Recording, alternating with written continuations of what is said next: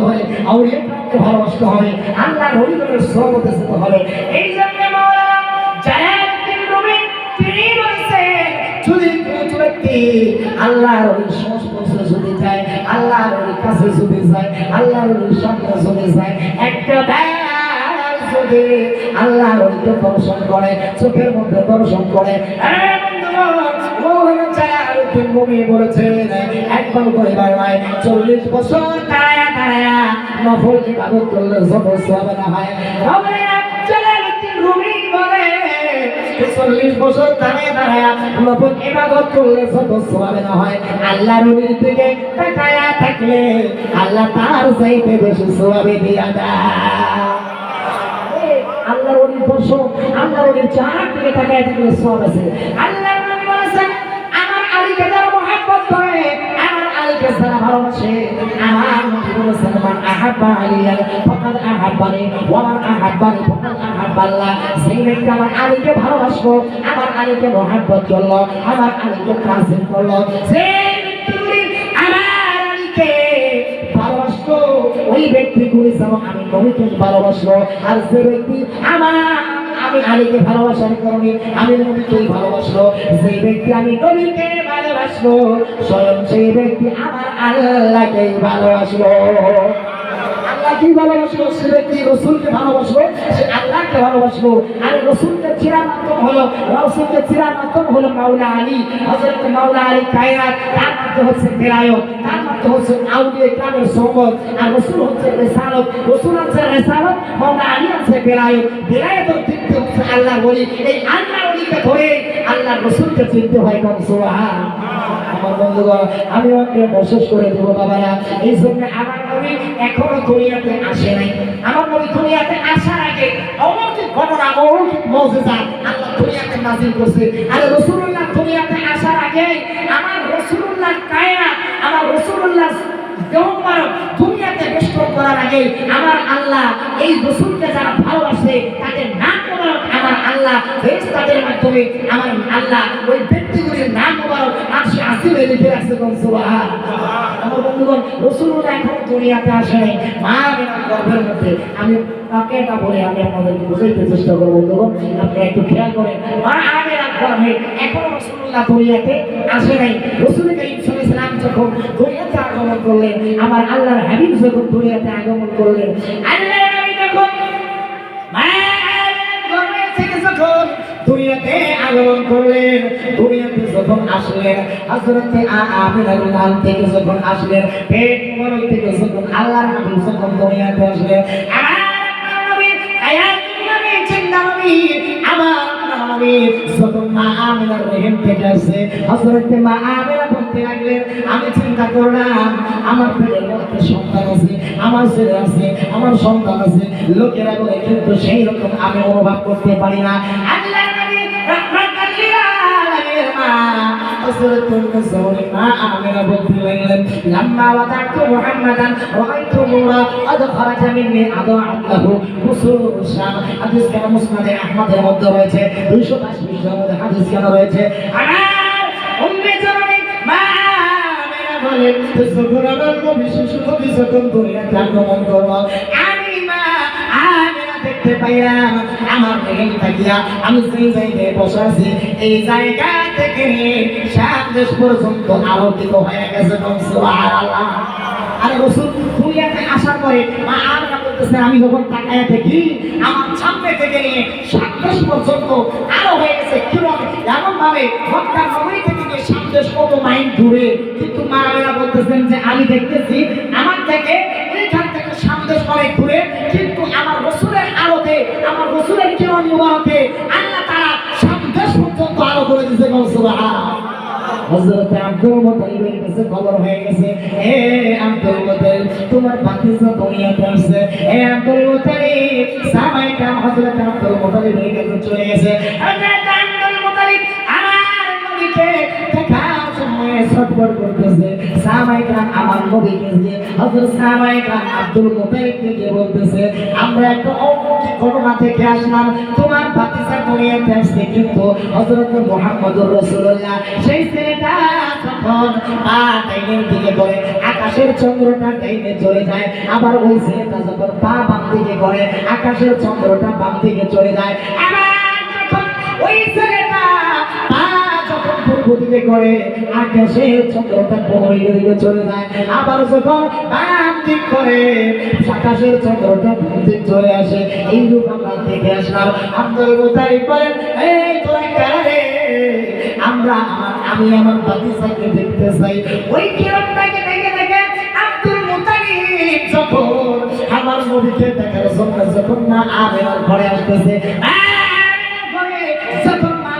আমেনার ঘরের মধ্যে আগমন করতেছে, আব্দুল মুতালিব যখন আগমন করতেছে, আগমন করার পরে পরে আমার নবী রাহমাতুল লিল আলামিনকে যখন দেখলো, তখন আমেনাকে বলল, এ আমেনা, তোমার ছেলেকে তোমার কোলের মধ্যে উঠাই দাও, আমি তোমার ছেলেকে নিয়ে কাবা শরীফ তোয়াফ করার জন্য যাব। সুবহানাল্লাহ। আমি তোমার ছেলেটাকে নিয়ে একটু কাবা শরীফ তোয়াফ করে আসি, একটু আমার কোলের মধ্যে উঠাই নাও। হযরত আমেনা কি বলেন, নাও আমার ছেলেকে নাও, কিন্তু বেশি দেরি করবা না, অল্প সময়ের মধ্যে আমার কাছে আবার নিয়ে আসবা। হযরত আব্দুল মুতালিবের কোলের মধ্যে শিশু নবীকে উঠিয়ে দিল। আমার নবী আসার পরে যিনি বাবা হারা, যিনি মা থেকে বঞ্চিত হয়ে যাবেন কিছু সময় পরে,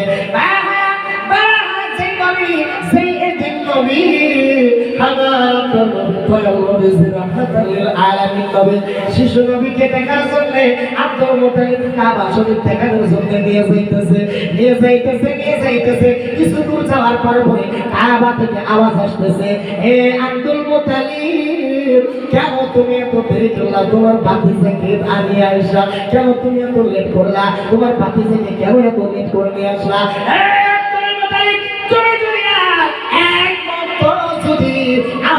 আমার নবী মুহাম্মদুর রাসূলুল্লাহকে আনতে যদি অপেক্ষা করতাম, তাহলে আমি কাবা শরীফ ভাঙা জোড়া আবার নবীকে দেখার জন্য চলে যাইতাম।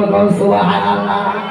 আর সেই নবীকে দেখার জন্য কাবা শরীফ পর্যন্ত পাগল হয়ে যায়। এই জন্য আশেকের একটা গজল লিখছে, নবীজি আমার কাবার কাবা, নবীজি আমার কাবার কাবা। সুবহানাল্লাহ।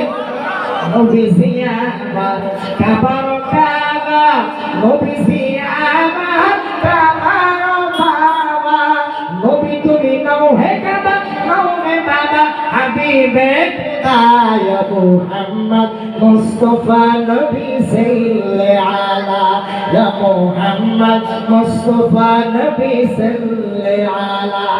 আরে আমার নবী কাবা আইসো, কিন্তু হাকিকি কাবা যদি কেউ দেখতে চায়, আমার রাসূলুল্লাহর দিকে কেউ তাকায় থাকে। উম্মে জননী মা আয়েশা বলেছেন, কেউ যদি আমার রাসূলুল্লাহর হাকিকত দেখতে চাও, আমার রাসূলুল্লাহর আসল কাবা দেখতে চাও, তাহলে তোমরা আল্লাহর নবীর দিকে তাকায় থাকবা। সুবহানাল্লাহ। উম্মে জননী আয়েশা সিদ্দিকা রাদিয়াল্লাহু তাআলা আনহা হযরত আবু বকরকে দেখতেন। হযরত আবু বকর আমার আলীর দিকে তাকায় থাকতো, আলীর দিকে তাকায় থাকতো। নবী বলেছেন, মাকুতু মাওলাহু ফাহাজা আলীও মাওলাহু, আমি সে আল্লাহর মাওলা, আমার আলীও সেই আল্লাহর মাওলা। হযরত আবু বকর আমার আলীর দিকে তাকায় থাকতো, সব সময় তাকায় থাকতো। উম্মে জননী আয়েশা বলেন, ইয়া রাসূলুল্লাহ, আমি সময় সময় দেখি হযরত আবু বকর আমার পিতা আলীর দিকে তাকায় থাকে কেন? আল্লাহর নবী দুজানের বাদশা নবীকে প্রশ্ন করার পরে পরে হযরত আবু বকর একদিন বলে ফেলল, আমার নবী বলেছে আমার আলীর দিকেও তাকার হচ্ছে ইবাদত। সুবহানাল্লাহ।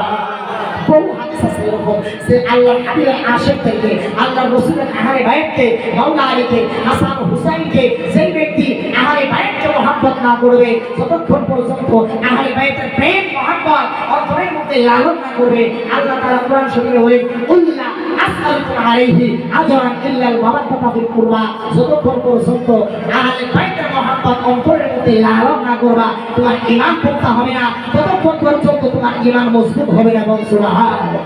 তাই বাবারা, আমাদের রাসূলুল্লাহ আহলে বাইতকে ধরতে হবে, আউলিয়া কেরামের সোহবতকে ধরতে হবে। আউলিয়া কেরামের সোহবতে যাই আমরা, আল্লাহর ওলির মাজার শরীফকে জিয়ারত করার জন্য যাই, আল্লাহর ওলির মাজার জিয়ারত করার জন্য সেই ব্যক্তি যায়, আল্লাহ রাব্বুল আলামিন ওই ব্যক্তির গুনাহ এমন ভাবে সয়ে ফেলে দেয়, আল্লাহর ওলির কাছে যারা চলে যায়, আল্লাহর ওলির মাজার শরীফের কাছে যারা চলে যায়, তাদের মুরতাদিগুলি আমার আল্লাহ জিন্দা করে দেয়। বল সুবহানাল্লাহ। দিন রবে তুমি বাবেতে আসিলা রাতে বাসাতি তবে তুমি বাবেতে আসিলা সৈব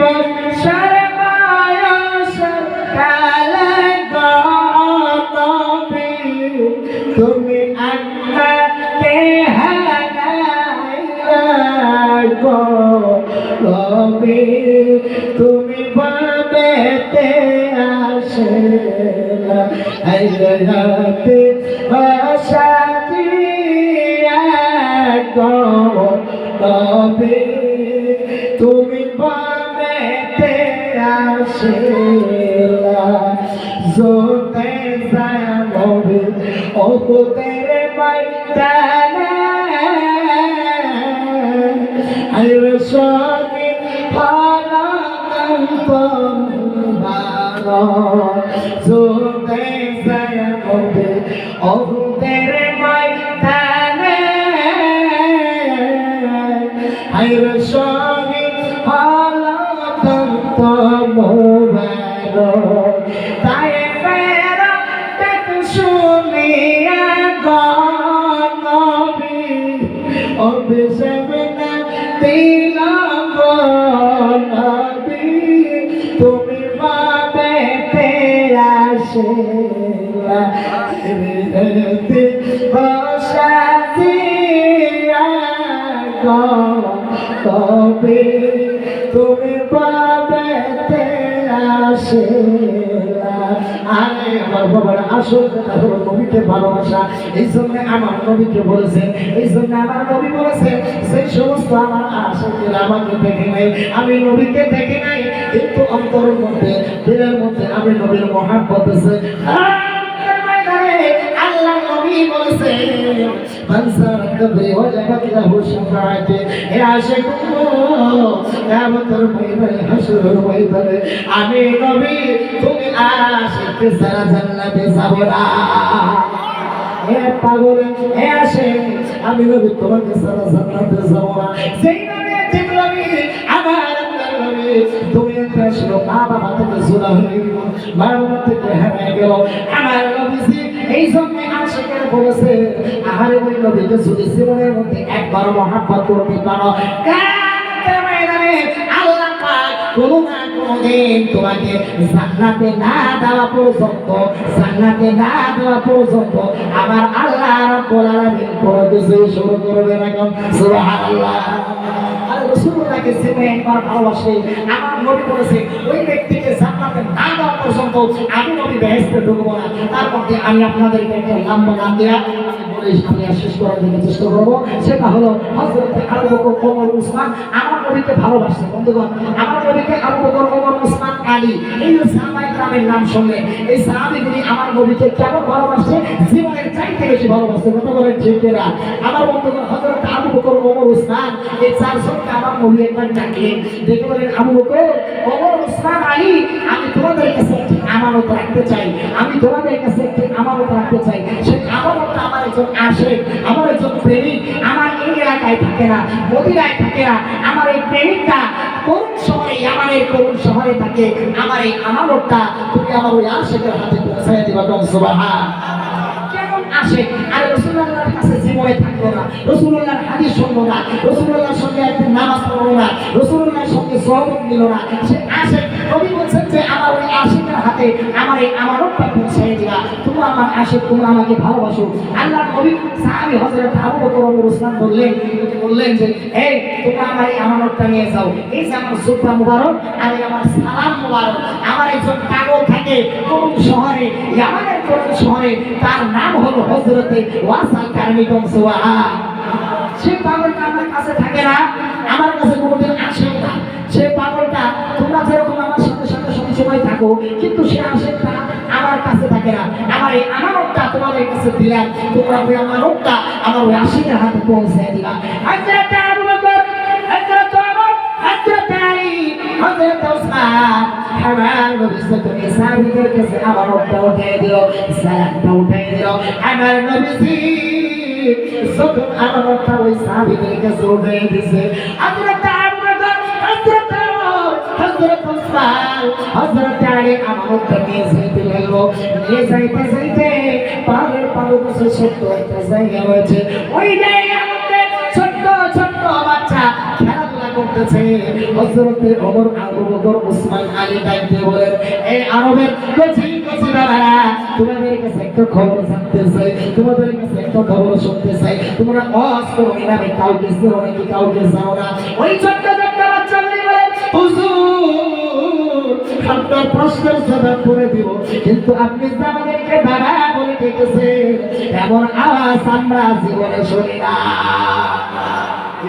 এমন আওয়াজ এমন সুন্দর করে আপনি আমাদেরকে গাই দিলেন হুজুর, এই রকমের আওয়াজ আমরা আমাদের বাবার জীবনেও শুনি নাই। হুজুর আমি আওয়াজ করি না, আমি কাউকে চিনি না, কাউকে আওয়াজ করি না, আমি জানি না।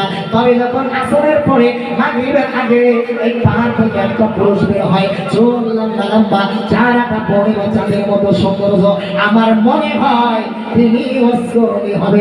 সুবহানাল্লাহ। আল্লাহ সামিয়ত হযরত আলী রাদিয়াল্লাহু উসমান এই চারজন সাহাবী শোনার পরে পরে পাহাড় পাড়ি দিয়ে পাহাড় পাড়ি দিয়ে চলে গেলেন। পাহাড় পাড়ি দিয়ে যায় দেখে ছোট্ট একটা ঘর, ঘরের মধ্যে আওয়াজ আসতেছে সুবহান রাব্বিয়াল আলা, সুবহান রাব্বিয়াল আলা আওয়াজ আসতেছে, এইরকম ভাবে আওয়াজ আসতেছে। আল্লাহ নবীর সাহাবীরা আবু বকর, ওমর, উসমান, আলী ঘরে চতুর্দিকে দাঁড়ায় আছে। দাঁড়ায় থাকতে থাকতে তারা শুনতে পাইল ঘরের মধ্যে নামাজ আদায় করতেছে হযরত ওয়াইসুল কারনী। নামাজ যখন শেষ হয়ে গেল, নামাজ শেষ হয়ে আসার পরে ঘর থেকে বের হয়ে তিনি বললেন, এই তোমরা কারা রে? তোমরা কোথা থেকে আসছো? আমার কাছে ভুল করছে, কিন্তু আমি তাদের গায়ের মধ্যে মদিনাওয়ালা নবীর ভয় নাই। তোমরা কারা? কোথা থেকে আসছো? তোমাদের গায়ের মধ্যে আমি মদিনাওয়ালা নবীর গান পাইতেছি। কোথা থেকে আসছো? এই তোমরা কোন জায়গা থেকে আসলা? আমার কাছে বহু লোক আছে, তাদের গায়ের মধ্যে মদিনাওয়ালা নবীর ঘ্রাণ পাই নাই, তাদের গায়ের মধ্যে মদিনাওয়ালা নবীর পাসিনা পাই নাই। এই তোমরা কোথা থেকে আসলা? তোমাদের গায়ের মধ্যে আমার হাবিবুল্লাহ, আমার মদিনাওয়ালা নবীর ঘ্রাণ পাইতেছে। আরে আমার নবীর ঘ্রাণ মোবারক কেমন ঘ্রাণ মোবারক! আমার নবী যখন ঘামতো, ঘামের থেকে মেশকো আম্বারের চাইতে সুগরান হইতো। সুবহানাল্লাহ। এই জন্য আশিকরা একটা গজল বলেছেন, রহমতে আলম নবী নূরে মুজাসসাম, রহমতে আলম নবী নূরে মুজাসসাম, সাহাবীরা আদর ওই নবীজির গান, হায় সাহাবীরা আদর ওই নবীজির গান। চিনা মানো জানো কেমন আমার নবীজি, যার পাগল চন্দ্র সূর্য তারকারাজি। সুবহানাল্লাহ বলে। চিনা মানো জানো কেমন আমার নবীজি, যার পাগল চন্দ্র সূর্য তারকারাজি। তোমরা আরো শুনবানি সুন্দর কাহিনী, আরো শুনবানি সুন্দর কাহিনী, জান্নাতের রুমে রুমে লেখা নবীর নাম। সুবহানাল্লাহ বলে। আর জান্নাতের রুমে রুমে লেখা নবীর নাম। বলো রহমতে আলম নবী নূরে মুজাসসাম, রহমতে আলম নবী নূরে মুজাসসাম, সাহাবীরা আতর বানায় ওই নবীজির গাম। হায় হায় সাহাবীরা আতর বানায় ওই নবীজির গাম।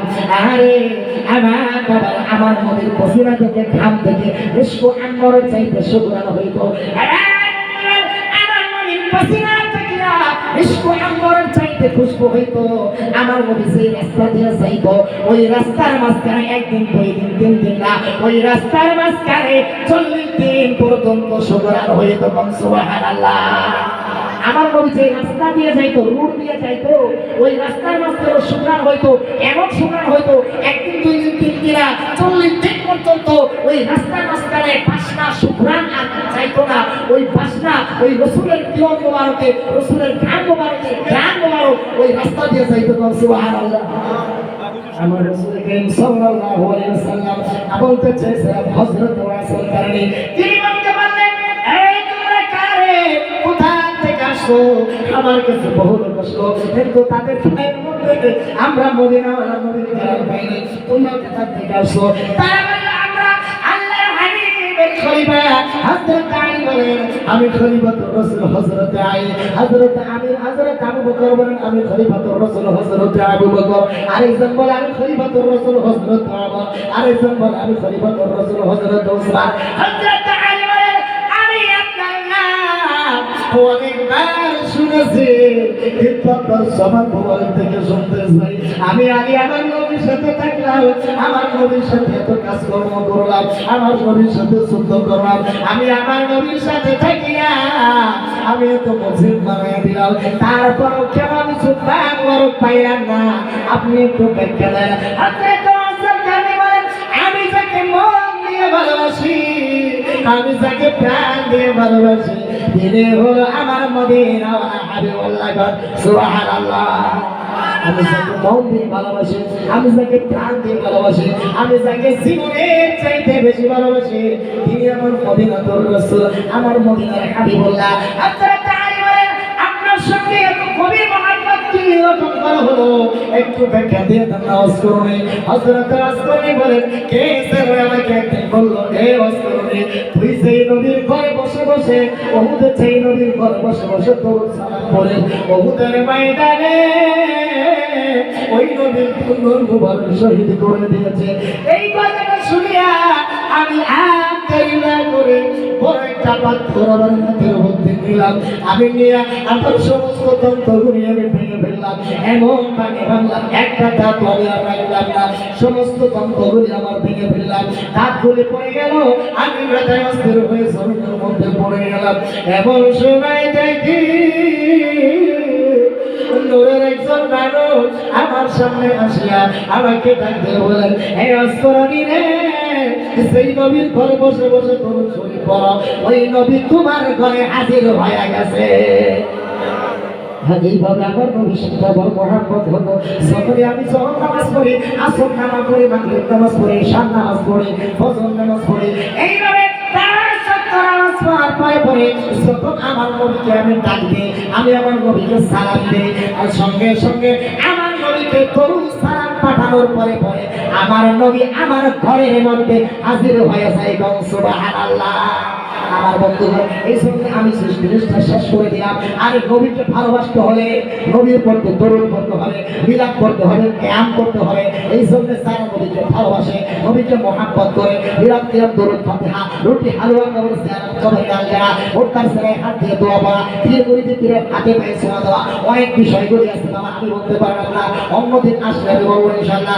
আমার বন্ধুগণ, আমার কথা হলো, যেই নবীকে কাছে সালাম দেয়, যেই নবীকে জন্নার প্রাণীতে সালাম দেয়, সেই নবীকে পাহাড়ে সালাম দেয়, সেই নবীকে কাজ করি, আমার নবীকে সালাম দিয়ে আমার নবীর কদম মোবারকে ধন্য হয়ে যায়। এই যুবকেরা বলো, ওই নবীকে আমরা সালাম দিতে চাই কি চাই না? তুই হাত ধরে আমরা সালাম দিতে চাই কি চাই না? বন্ধুগণ, এই জন্য হাদিস শরীফ, লাস্ট হাদিস শরীফ আমি বলে দিয়ে যাই। তিরমিজি শরীফের মধ্যে দ্বিতীয় খণ্ডের মধ্যে 204 পৃষ্ঠা লাইন নাম্বার 1, 2, 3 এর মধ্যে হাদিস খানা রয়েছে। কুতুবখানায় আছে, আদিম ভক্তি ভোক্তা ও ভক্তি প্রকাশিত হয়েছে। হাদিস খানা কিতাব লোড করে রাখতে পারেন। আমার বন্ধুগণ, আমার নবীকে কাছে সালাম দিত, পশুকে সালাম দিত।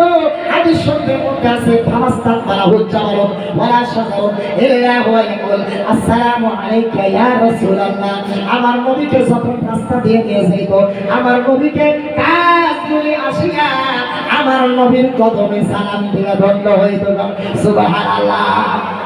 আরে আমার বাবারা, সেই নবীর কাছে সালাম দিল, আবু বকর, ওমর, উসমান তারা বলল, সেই ব্যক্তি আমার নবীর মহব্বতে মিলাদ করলো, সেই ব্যক্তি ইসলাম চিন্তা করলো, সেই ব্যক্তি নবীর মহব্বতে মিলাদ করলো, কিয়ামতের ময়দানে ওই ব্যক্তি আবু বকরের সঙ্গে জান্নাতে হয়ে যাবে।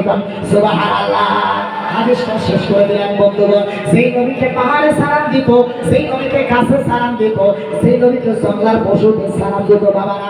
আহারে আমার বন্ধুগণ, ওই নবীকে সালাম না দিলে, ওই নবীকে মহব্বত না করলে আপনি যতই নামাজ রোজা পড়েন আপনার কিন্তু অন্তরে মহব্বত পয়দা হবে না, রাসূলুল্লাহ তাজ অন্তরের মধ্যে আসবে না। এই জন্য গাছে সালাম দিল নবীকে, পাহাড়ে সালাম দিল নবীকে। এই যুবক ভাইরা, আমরা ওই নবীকে একটু দাঁড়ায় দাঁড়ায় সালাম দেই। ইয়া নবী সালাম আলাইকা, ইয়া রাসূল সালাম আলাইকা, ইয়া হাবিব সালাম আলাইকা, সালামুল্লাহ আলাইকা।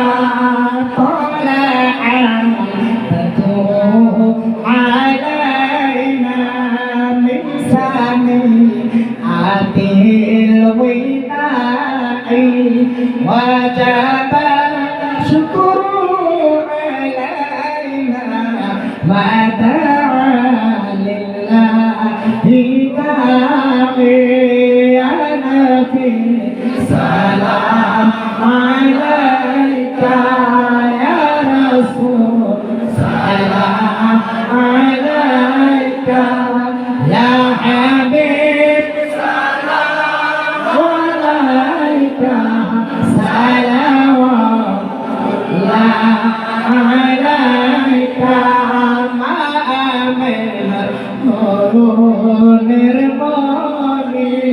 জগতে আসিলেন তিনি লইয়া কোরআন খানি শুনাইলেন আল্লাহর বাণী। ইয়া নবী সালাম আলাইকা, ইয়া রাসূল সালাম আলাইকা, ইয়া হাবিব সালাম আলাইকা, সালাওয়াতুল্লাহ আলাইকা। নবী জির পিতা আব্দুল্লাহ, নবী জির মাতা আমেনা, নবী জির তুতবা হালিমা, নবী জির রওজা মদিনা। ইয়া নবী সালাম আলাইকা, ইয়া রাসূল সালাম আলাইকা, ইয়া হাবিব সালাম আলাইকা, সালাওয়াতুল্লাহ আলাইকা।